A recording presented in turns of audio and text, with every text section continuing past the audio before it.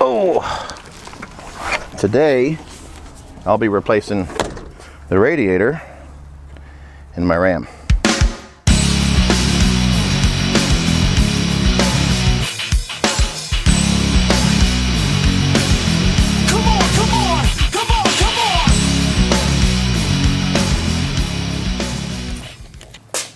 Okay, first things first, we got to get the coolant out of it. And for the 2000, this is a 2006 Dodge Ram 3500 5.9 24 valve Cummins turbo diesel. The drain plug is on the driver's side at the bottom of the radiator, right down there. So I'm going to get to my drain pan and we're going to drain the coolant out first. Step one. Alright, so this is just a little quarter turn petcock.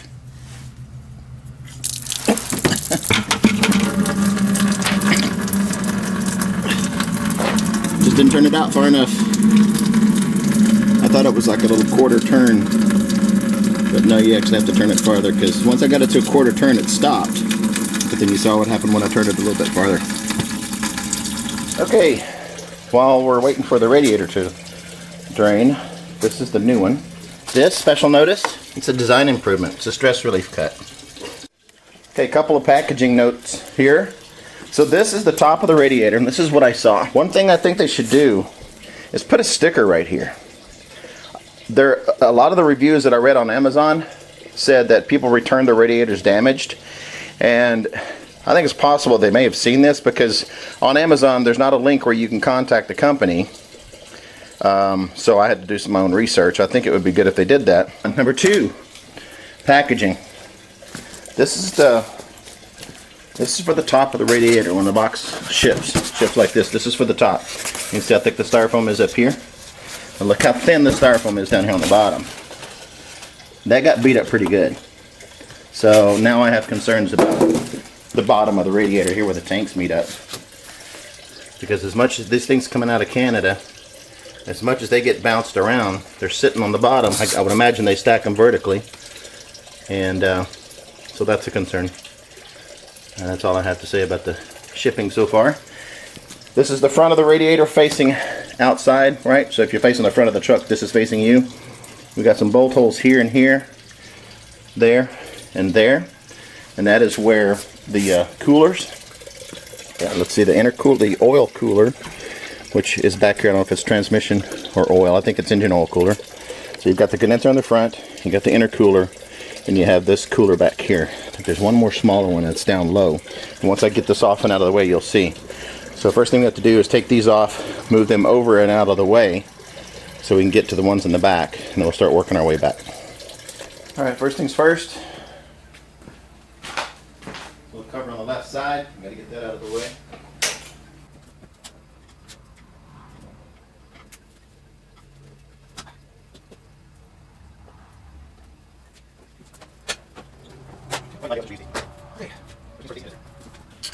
The bolts holding this are going to be either 13 millimeter or half inch, whatever you prefer.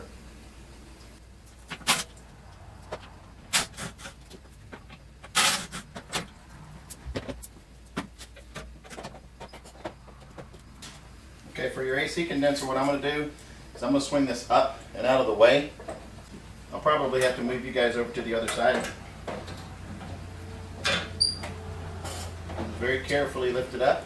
I've got my wire ties here, and I'm going to suspend this from the hood.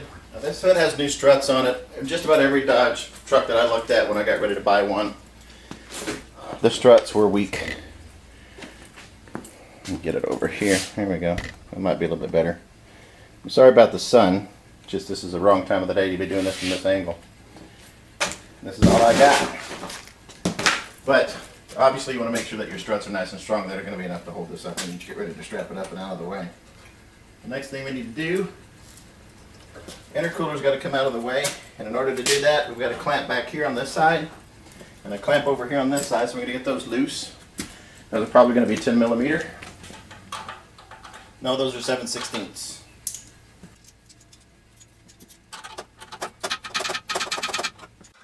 Alright, on this left side you've got a ratcheting 7/16 wrench, that's the way to go, because the AC lines here for the condenser are actually in the way.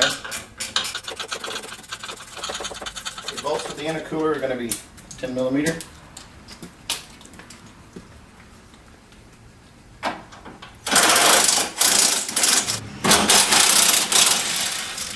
There's two. Once you get the top bolt out of the top, there's two on the top holding this. The way the intercooler goes in is it actually goes in and there's two arms that clip over the top of the rail. One of the support rods, probably a crash bar that goes across the front. They sit over the top like that. Once you get the two bolts loose or removed from here and you get the clamps loose on your hoses, it's just a matter of wiggling it, getting it off the hose, leaning it forward, and then getting it up off of that rail. Obviously, to this side, you want to be careful because of the AC coil. You want to make sure you get the clamp as loose as you can. Work that hose all the way around. Get over there. Alright, here's the intercooler.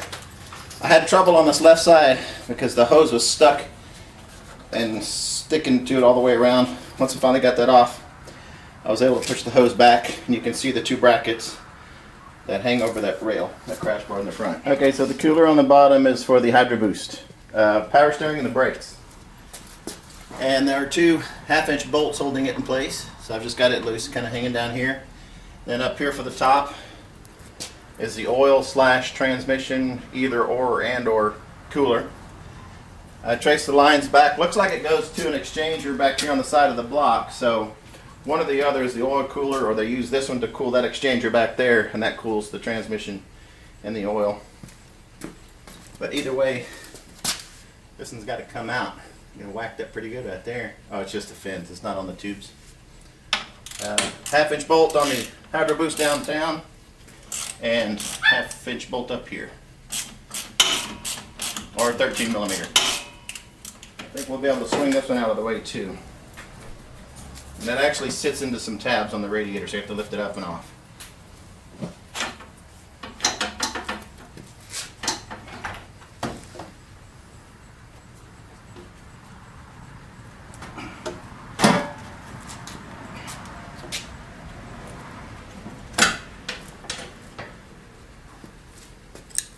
Okay.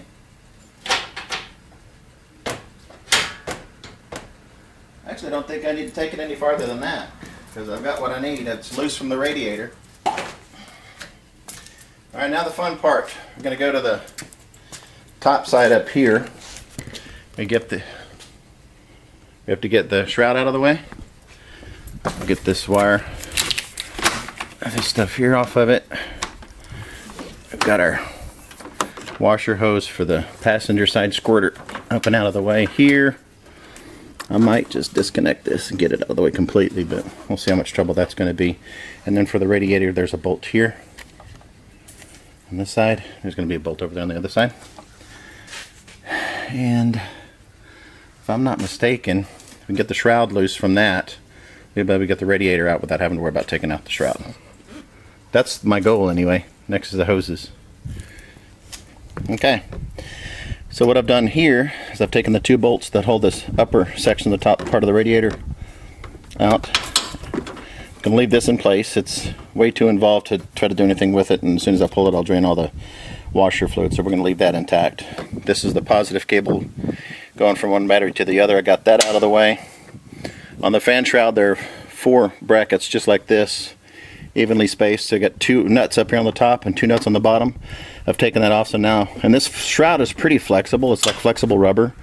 So what I'm going to do is pop this off, get the top cover out of the way, and that should give me enough room to get this shroud back and out away from the fan. So that's what we're going to give a shot right now. Okay, so yes, it is working. I was able to get this, and I actually probably didn't need to take the 4 nuts off, so don't even worry about that. This shroud here is flexible enough you can push it back to slide this forward half of the shroud off. The only thing about it is when you start to pull up, this has the electronic fan clutch on it, And whenever you start to pull up, you have to be careful to make sure that you're not hitting that wire and the conduit that runs down that holds that wire in.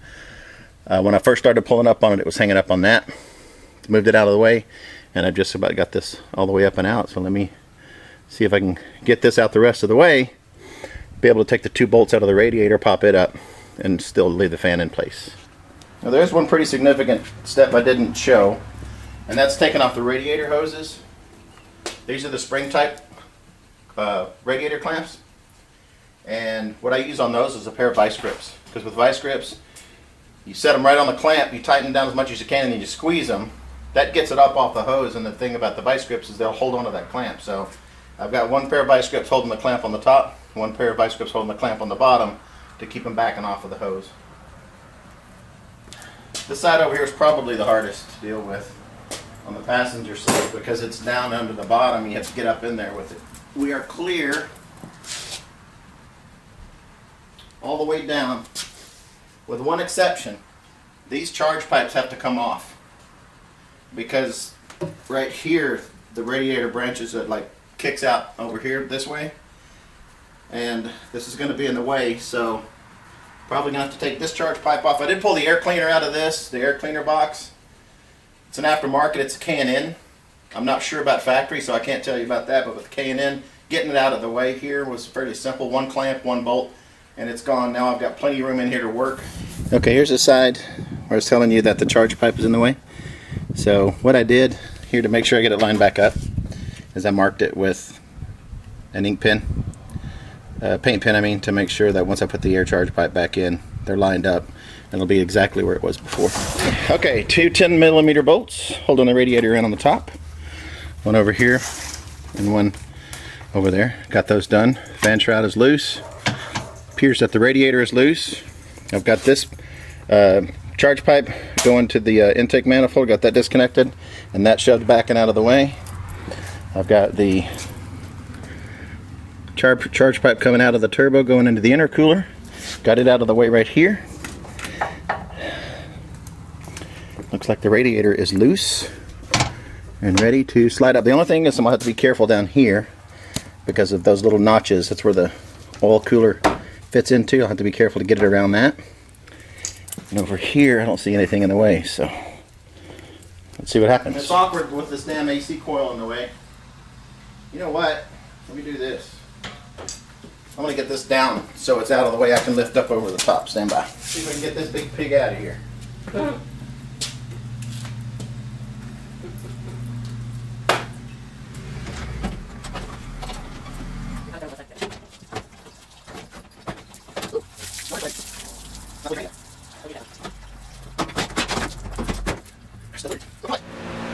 Okay, so for the new radiator, comes with a little hardware kit here. It's got new,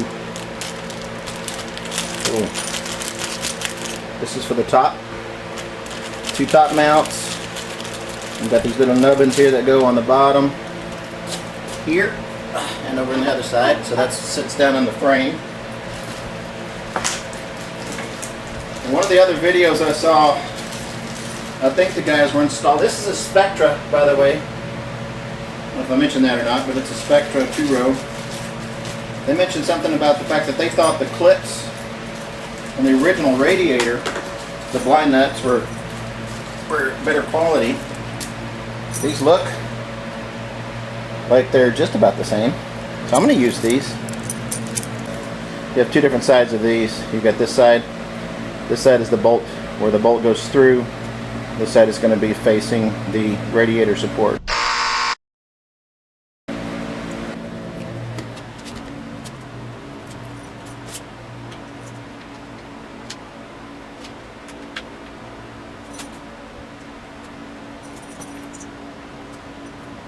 This will get me in there. The other 2 go on the front of the radiator. At the bottom for the Hydro Boost cooler. I'm going to leave these little condoms on here. Right here and down here. Leave those on. I'll take them off before I put the radiator hoses on.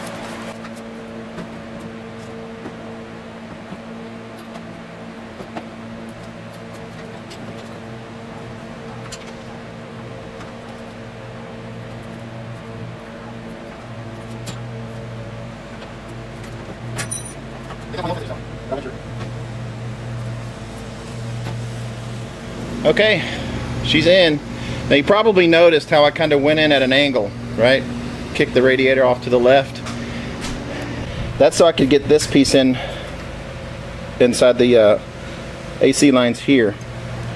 And then once I got that down and to the left, I was able to get this piece over here past the wiper bottle. Now, looking at this wiper bottle, there's one bolt in the top. It probably would have been just as easy to take this bolt out and move this over, kind of tie it out of the way. Then I wouldn't have had to worry about sneaking it past this. So, hindsight, remove this guy and just kind of let it kick over, right? So that would be easier there. But from here on out, it's going to be everything back in place in reverse order. Now here's that expansion joint I was telling you about, the one that freaked me out that I thought was messed up. And here's the factory. It's a little better design, but you can see how it's designed to expand and contract. Because I would imagine the thickness of the radiator and the cores here versus this right here, they expand at different rates. So without that in place, you would end up separating down here somewhere. Alright, let me get this back together. Ended up, looks like I pulled about 4 gallons out of this. I've got 2 gallons of concentrate, Mopar. I got it from the dealership. And wanted to go back with OEM stuff. So, reverse order, let me put her all back together. For the AC condenser, you're going to need a 13 millimeter. Okay, there's 4 screws on the AC condenser. For the intercooler, you need a 10 millimeter bolt, 10 millimeter head. I mean, 2 bolts on the top. You saw the brackets that I showed you earlier in the video. For the coolers, the Hydro Boost and the oil / transmission cooler, 13 millimeter bolts. For the radiator Shroud, 13 millimeter. For the radiator itself, the bolt going into the radiator support, 10 millimeter. For the clamps, 7/16. And I believe that is it. I had a 10 millimeter bolt on the filter housing here for this. I don't know if this is the factory or if this is the factory with the K&N filter in it. Excuse me, sorry. Or if it's aftermarket. But 10 millimeter for that guy. I use vice grips for my clamps. I always do that. It holds them nice and tight, and it opens them up enough to where you can get them off of the hose and move them around while you need to. And that's it. By the way, the other video I saw showed the guys actually removing the radiator support, this bracket across. I was tempted to do that, but me being weird, I didn't want to scuff the paint and make it look any different, like this had been removed. I don't know. That's just me. It's up to you. If you want to take this off, you might have a little luck. It might be a little easier to get to move the radiator in and out. But I was able to get the radiator out, the old one out, and the new one back in without removing the radiator support. All right, and that's it. So again, if this video helped you out, give me a like if you wouldn't mind. Give me a comment down below. I'll be doing some other stuff. I'm going to be installing an exhaust gas temperature gauge on this fella, pyrometer. I'll be doing an aftermarket exhaust on it. That's coming up as well. And sorry I've been smacking in your ear, but this beef jerky from Jerky and More in Las Cruces, New Mexico is amazing. It's 35 bucks a pound, but it's true carne seca. It's dried, dehydrated beef, and it's a godsend if you're trying to lose weight and just want to get some protein and satisfy your hunger. So I've been munching on this stuff all day. I'm trying to lose a little bit of weight. Yep, I need to. Thanks for watching. Everybody take care. Like, comment, subscribe. Until next time, KT out.